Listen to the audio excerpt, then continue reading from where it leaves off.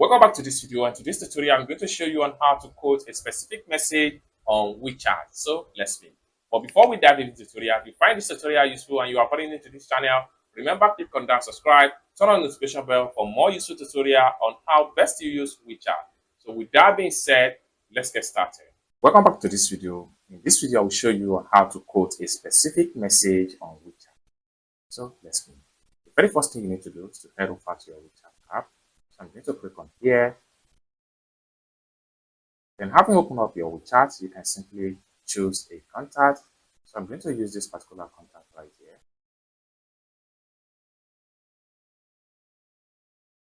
Next thing you can do here is to simply select the message or image that you want to quote. So I'm going to select this particular one right here. Click on quote down, and this is going to pop up. Next thing you need to do is to simply click on quote.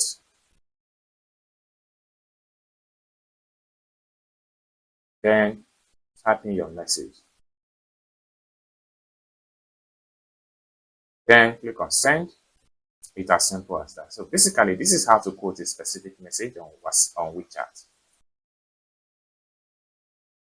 It's as simple as that. So basically, this is how to quote a specific message on WeChat.